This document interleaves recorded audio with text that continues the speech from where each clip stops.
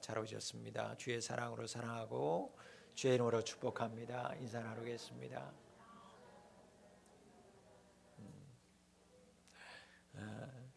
오늘도 빈자리가 많은데요.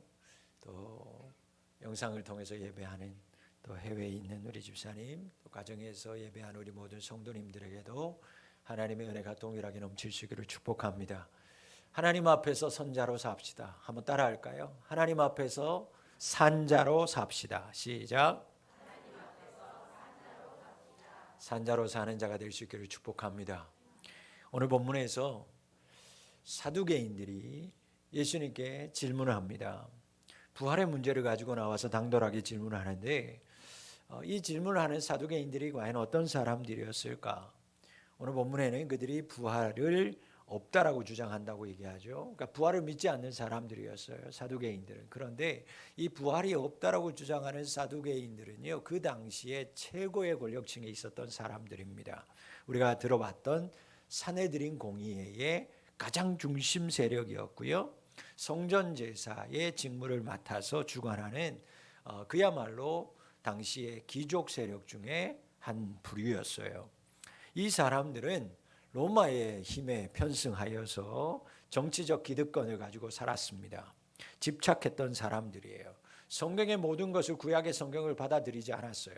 이들은 오직 모세 오경만이 하나님의 말씀이라고 믿었죠. 그래서 모세 오경 5권만 성경이라고 인정했던 사람들입니다. 그래서 이 사람들은 부활, 즉 눈에 보이지 않는 건 다 믿지 않았어요. 부활뿐만이 아니라 하나님의 섭리, 예정 없다는 거예요. 천사, 영 존재하지 않는다라고 믿었던 사람들입니다. 그러니까 현실에 충성하는 사람들, 내세에 대해서는 부정하는 사람들이었어요. 그런 사람들이 사두개인들이었는데, 이 사람들이 오늘 이제 예수님께 찾아와서 신명기 25장 5절 6절 말씀에 나오는 오늘 아들이 있는데 죽었다. 그런데 첫째 아들, 둘째 아들, 7 아들이 다 죽었다. 그러면 당신이 부활이 있다고 하는데 부활의 때 이 여자는 도대체 어느 아들의 부인이냐? 라는 걸 질문하는 거예요. 그게 신명기 25장 5절 6절에 나오는 이것을 계대 혼인법이라고 얘기합니다. 계속해서 대를 이어서 혼인한다라는 거예요. 계대 혼인법. 자, 핵심은 이렇습니다. 7 형제가 자식이 없이 죽었습니다. 모세의 율법대로 한다면 한 여자를 모든 사람이 아내로 삼았으니까 부활의 때 이 7 형제 중에서 누구가 이 여자의 진짜 남편입니까? 누구의 아내가 되겠습니까? 라고 묻는 거예요. 여러분, 사실 이 사두개인들의 질문은요, 부활하고 연관하여서는 아무런 관계가 없는 질문입니다. 부활하고는요, 전혀, 이 계대 혼인법이라고 하는 말씀은 부활하고는 전혀 관계가 없는 말씀이에요.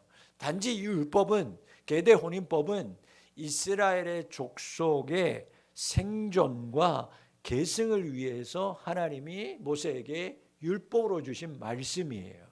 모두 다 이스라엘이 사라질 수 없으니 그것을 대비해서 이렇게 둘째 아들이, 셋째 아들이 그 첫째의 형수하고 결혼할 수 있는 법을 허용해 주신 것이죠.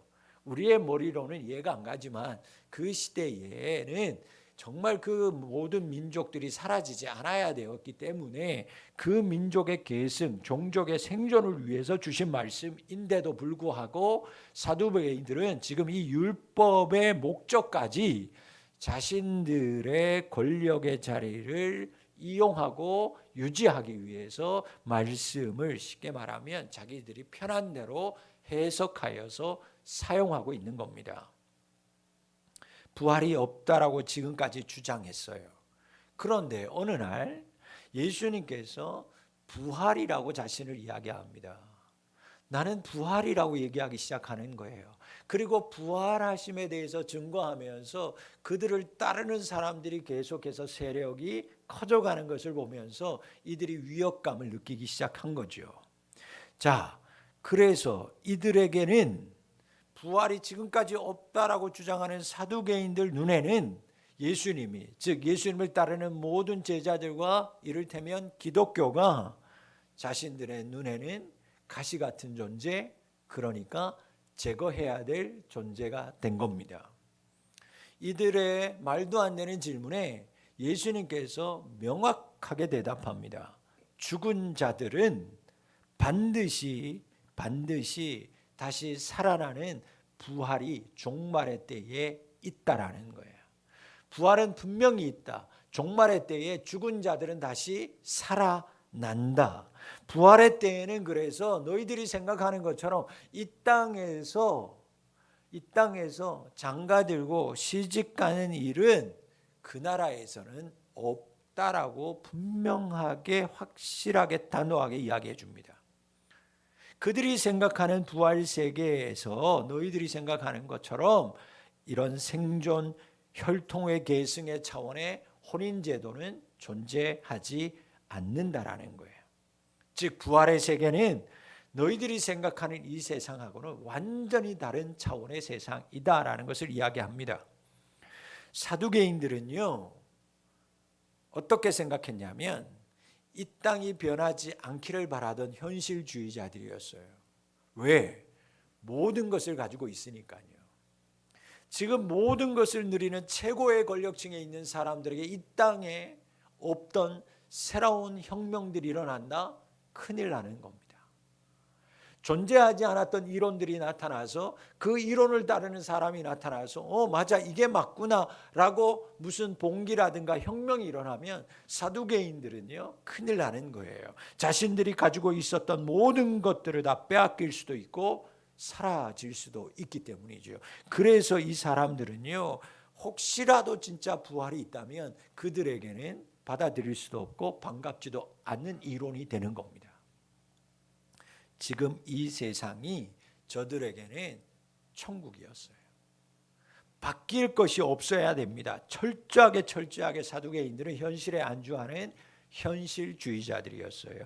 그러다 보니까 계속해서 자신들이 알고 있는 율법 가지고 무지한 백성들을 계속해서 다스리려고만 했던 것입니다.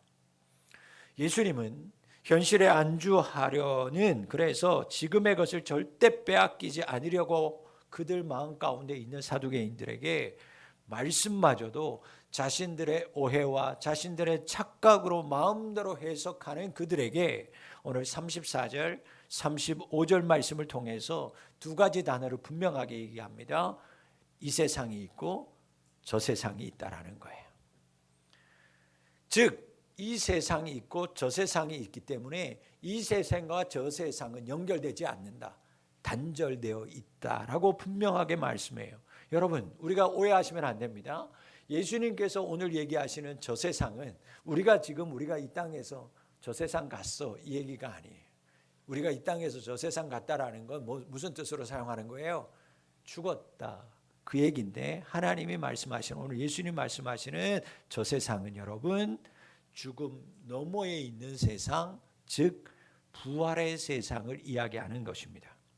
예수님이 말씀하시는 그러니까 이 세상과 저 세상은 완전히 달라요. 연결이 안 된다라는 거예요.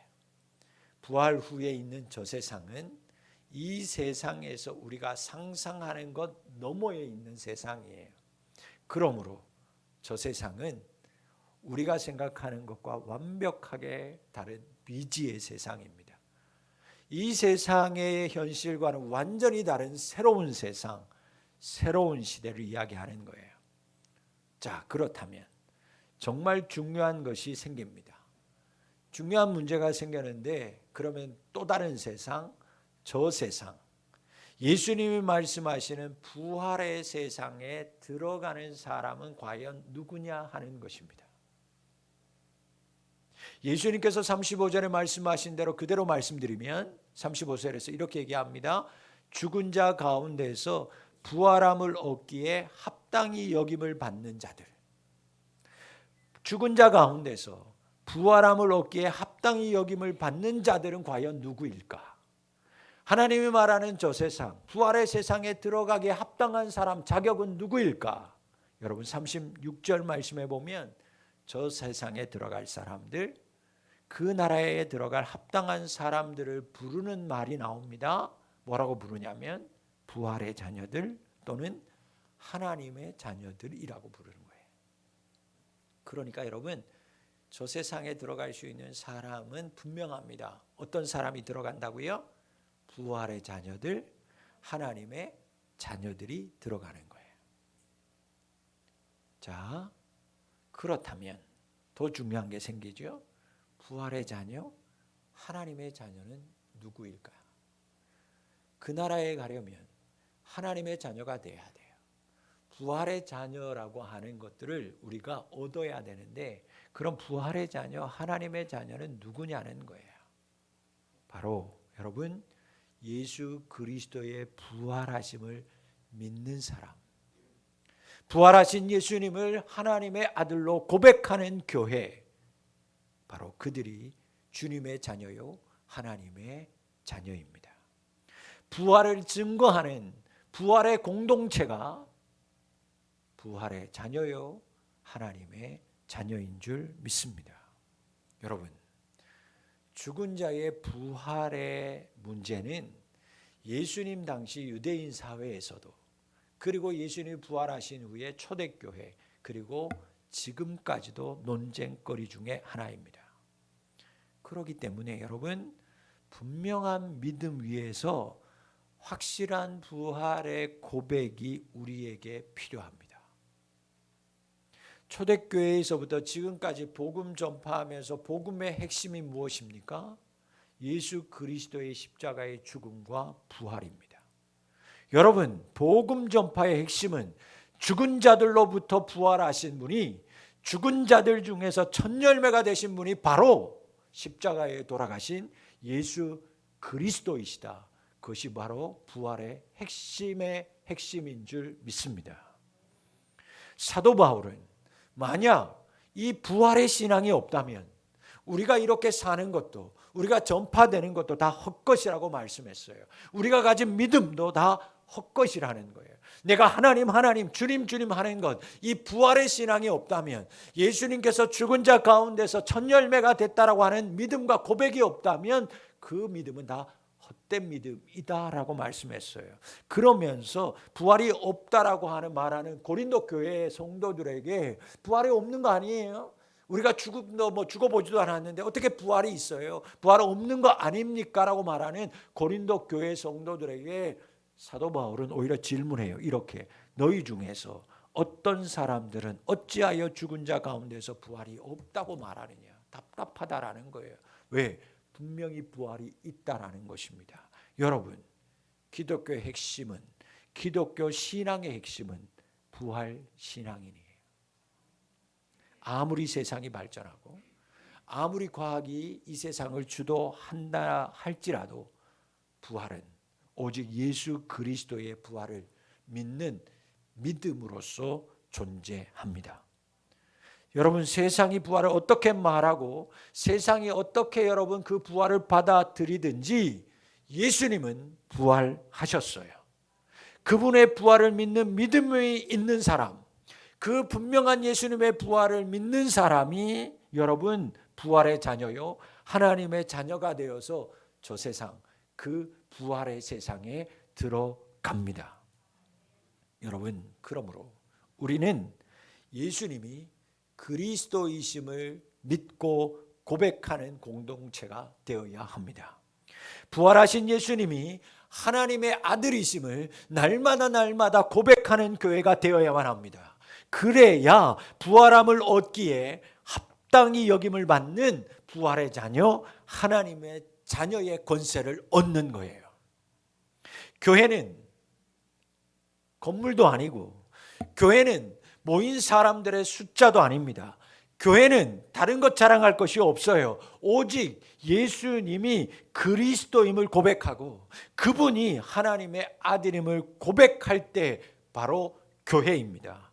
그 교회, 그 신앙 공동체가 예수 그리스도께서 부활하셨다라고 하는 그 믿음 위에 서 있을 때, 그 믿음의 공동체가 예수님이 부활의 첫 열매가 되셨다고 하는 그 부활의 증인이 될 때 예수 그리스도께서 그 나라에 들어갈 수 있도록 합당한 은혜요 교회라고 인정해 주시는 줄 믿습니다.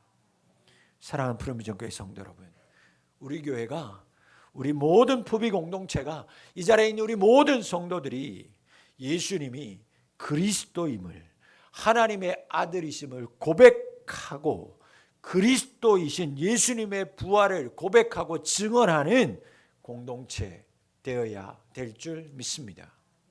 이제 예수님이 사두개인들이 그렇게 붙들고 있는 모세 오경의 말씀을 가지고 그들에게 부활의 신앙을 설명하기 시작해요.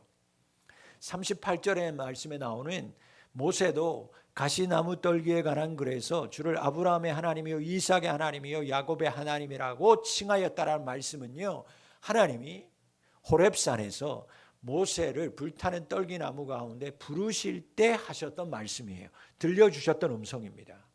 그래서 예수님은 사두개인들에게 그들이 믿고 있는 모세 오경 중에 그 말씀, 출애굽기 3장 6절의 말씀을 가지고 또 그들이 굳건하게 믿고 있는 그 모세 오경의 대표주자 모세가 등장하는 첫 번째 소경, 그가 소명받는 장면을 통해서 부활의 신앙을 그들에게 새롭게 해석하시기 시작합니다.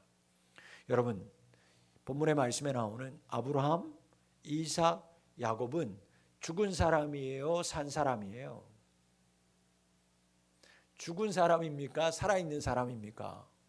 이미 죽은 사람이에요. 모세의 시대 이전의 사람들, 이미 죽어 있는 사람입니다. 그런데 호렙산에서 하나님이 살아있는 모세에게 나는 너의 조상의 하나님이다, 즉 아브라함의 하나님, 이삭의 하나님, 야곱의 하나님이라고 하는 음성을 들려주는 거예요. 여러분, 이게 무슨 의미일까? 이게 무슨 말씀이냐는 거예요. 하나님은 지금 모세의 너의 조상, 네가 그렇게 유대인들이 믿음의 조상이라고 정말 너희들이 가장 율법을 받들고 섬기는 그 모세, 그 조상, 그 이전의 조상 아브라함, 이삭, 야곱의 하나님은 그 믿음의 조상들이 지금 죽은 게 아니라 여전히 나 하나님 앞에 살아있다, 그렇게 얘기하는 거예요.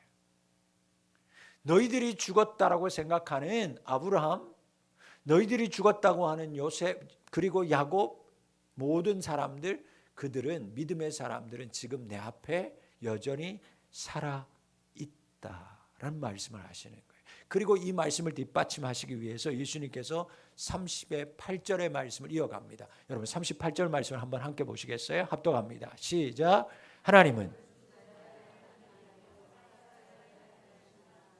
하나님에게는 모든 사람이 살아있느니라. 아멘. 여러분, 하나님은 죽은 자의 하나님이 아니라 산자의 하나님이신 줄 믿으시기를 바랍니다. 산자라고 하는 것은 여러분, 지금 이렇게 여러분들처럼 살아서 눈 뜨고 있는 사람을 얘기하는 게 아니에요. 여기에서 말씀하시는 예수님이 하나님 말씀하시는 산자는 지금 육체에 살아있는, 내가 그래서 호흡해서 눈 떠서 있는 산자가 아니라 예수님의 부활을 믿는, 예수님의 부활을 믿는 믿음의 사람들은 언제나 그들은 죽지 않고 내 앞에 산자로 살아있다, 그 말씀이에요. 육체적으로 죽었든 살아있든 상관없이 믿음으로 예수님의 부활을 고백한 사람이라면 그들은 하나님 앞에 여전히 살아있는 산자이다라는 것입니다. 그러므로 여러분, 예수님이 말씀하는 거예요. 아브라함도 야곱도 여전히, 야곱도 이삭도 하나님 앞에서, 나의 앞에서는 모두 살아있는 믿음의 사람, 부활의 자녀요 하나님의 자녀라는 거예요. 이것이 새롭게 해석하시는, 예수님이 해석하시는 부활의 신앙입니다. 여러분, 오늘 본문 38절 마지막 구절을 꼭 기억하며 사시기 바랍니다. 하나님에게는 모든 사람이 살았느니라. 하나님에게는 모든 사람이 살아 있습니다.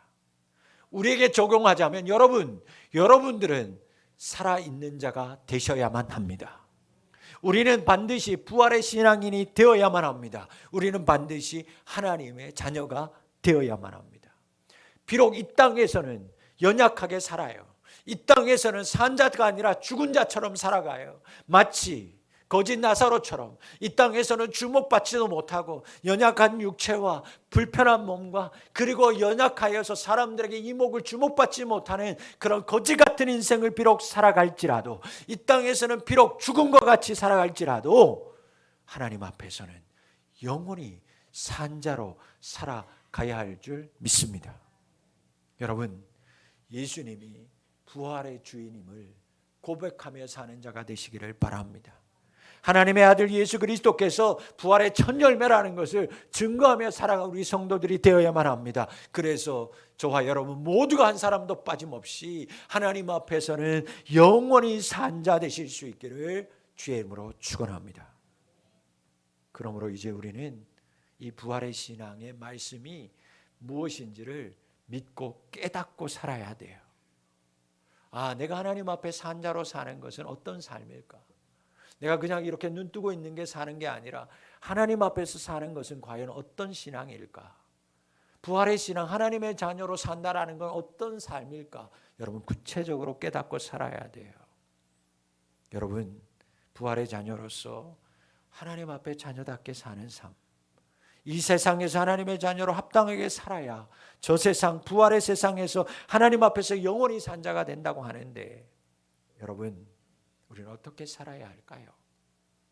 우리는 이 저 세상을 소망하는 부활을 소유한 자로 살아요. 그래서 이미 우리는 그 부활의 소망한 자가 되었어요. 하나님의 자녀가 되었어요. 그러나 여전히 우리는 이 세상에 발을 붙이고 사는 자가 되었습니다. 그 땅을 소망하지만 우리는 이 세상에 더불어 사는 존재가 될 수밖에 없어요. 여러분, 이 세상에서 더불어 산다라는 건 이 세상에서 치에 살아도 된다라는 말씀이 아닙니다. 여러분, 우리는 이 세상에서 치에 살아서는 안 돼요. 하나님은 우리가 이 세상의 사람들로만, 이 세상의 것으로만 사는 거 원치 아니하십니다. 부활의 자녀요, 하나님의 자녀임을 다 망각한 채로 이 세상 가치관에 빠져 사는 것 하나님이 원하지 아니하십니다. 여러분, 부활의 자녀로서 우리는 하나님의 자녀 되었습니다. 그러므로 이제부터 이 세상이 아니라 저 세상을 소망하며 살아야 돼요. 이 세상이 아니라 그 시대를 소망하며 살아야만 합니다. 그래서 사도 바울은 그 나라, 그 시대, 저 세상을 소망하는 사람들에게 이 땅에서 어떻게 살아야 되는지 로마서 12장 2절 말씀을 통해서 우리에게 교훈하기 시작합니다. 같이 한번 로마서 12장 2절 말씀입니다. 시작. 너희는 오직 마음을 새롭게 함으로 변화를 받아 하나님의 선하시고 기뻐하시고 온전한 뜻이 무엇인지 분별하도록 하라. 하나님의 자녀이기 때문에, 내가 이미 부활을 소망하는 부활의 자녀요, 하나님의 자녀요, 저 세상을 소망하는 사람이기 때문에 우리는 이 세상의 것들이 좋다고 다 넙죽넙죽 받아먹고 사는 자가 되어서는 안 됩니다. 이제라도 우리는 부활에 합당한 백성답게 그 나라, 그 시대를 소망하며 살아가야 돼요. 마가복음 1장 15절 말씀에서 예수님이 때가 찼고 하나님 나라가 가까웠으니 회개하고 복음을 믿으라 말씀합니다. 여러분, 주님의 말씀을 듣고 사세요. 이 땅의 소리가 아니라 하늘의 소리를, 주님의 소리를 듣고 사는 자가 되시기를 바랍니다. 이 땅의 때를 기다리고 이 땅의 때가 아직 오지 않은 것을 안타까워하는 것이 아니라 하나님의 때를 기다리면서 그 나라를 소망하면서 오늘 말씀처럼 복음을 믿으며 살아가는 믿음의 성도님들이 되시기를 소망합니다. 부활에 합당한 자녀, 하나님의 자녀, 그렇게 사는 건 그러면 이 시대를 분별하지 아니하고 하나님이 기뻐하시고 온전하신 뜻을 분별하는 삶을 사는 것은 어떤 삶일까? 여러분, 정말 정답다운 정답은 예수님처럼 사는 것입니다. 지난주일에 말씀드린 것처럼 예수님처럼 자비와 긍휼의 마음을 가지고 하나됨과 겸손을 이루며 우리는 살아야만 합니다. 좀 손해보더라도 우직하게 이웃을 나보다 더 낫게 여기면서 용서하고 사랑하며 살아야 합니다. 이 땅에 종으로 오신 예수님처럼 바라지도 않고 무엇인가 누구인가 기대하지도 않으면서 오히려 종으로서 내 것을 주며 사는 삶, 그것이 예수님처럼 사는 하나님 자녀다운 삶입니다. 여러분, 부활에 합당한 자녀다운 그 모습, 예수님처럼 낮아지고 낮아져서 여러분 남을 낮게 여기고 용서하고 사랑하며 사는 우리 모든 성도님들이 되시기를 주의 이름으로 축원합니다. 말씀을 맺습니다. 2000년 전 이 땅에 오신 예수님을 찬양하고 다시 오실 예수님을 기다리고 소망하는 대림절이 계속되고 있습니다. 예수님은 나의 죄, 마땅히 그 죄로 마땅히 죽어야 될 죄인인 나를 위해서 이 땅에 십자가를 지시기 위해 오셨어요. 그리고 다시 나를 영원히 살리시기 위해서 십자가에서 죽으시고 부활하셔서 부활의 첫 열매가 되셨습니다. 나 같은 자를 살리기 위해서, 나를 용서해 주시기 위해서 가장 낮은 자리에 오셔서 나를 사랑해 주시기 위해 부활하셨습니다. 그 부활의 주님이 오늘 여러분에게 말씀합니다.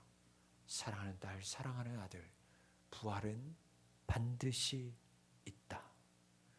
그리고 그 부활의 예수님을 믿는 사람은 모두 죽지 않고 영원히 내 앞에서 산자로 살아간다. 사랑하는 성도 여러분, 예수님의 부활을 믿는 자 되심으로 이 땅이 아니라 저 하나님의 나라, 부활의 나라를 소망하는 자가 되셔서 하나님 앞에서 죽은 자가 아니라 늘 깨어 살아있는 자의 삶을 살아가는 우리 성도님들이 되실 수 있기를 축복합니다. 부활의 자녀답게, 하나님의 자녀된 자답게 이 땅에 사는 날 동안 옛사람과 옛 구습을 다 벗어버리고 이 세상의 것을 따라가고 본받는 자가 아니라 이 세상의 때 이 세상의 것을 놓칠까 노심초사하며 사는 자가 아니라 부활의 자녀답게 자비와 긍휼의 마음을 가지고 겸손하게 나보다 늘 남을 낮게 여기면서 용서할 것 다 용서하고 사랑하면서 오늘도 하나님 앞에 산자로 그리고 영원토록 하나님 앞에 산자로 살아가는 우리 모든 부비 공동체 성도님들이 다 되실 수 있기를 주의 이름으로 축원합니다. 기도합니다. 아버지 하나님, 믿음을 주심에 감사합니다. 하나님이 날 위하여 이 땅에 오시고 죽으시고 부활하신 그 부활의 신앙을 허락하심에 감사합니다. 이제 부활의 자녀로 하나님 아버지 하나님의 자녀로 하나님 앞에서 영원히 산자의 삶을 살게 도와 주시옵소서. 부활의 자녀답게 자비와 긍휼의 마음을 주시옵소서. 겸손하여서 나보다 남을 낮게 여기며 살게 하여 주옵소서. 이제는 용서하게 하시고 사랑하게 하셔서 하나님 앞에서 영원토록 죽은 자의 삶이 아니라 살아있는 믿음의 삶으로 살아가는 우리 성도들 되게 하여 주시옵소서. 예수님의 이름으로 기도하옵나이다. 아멘.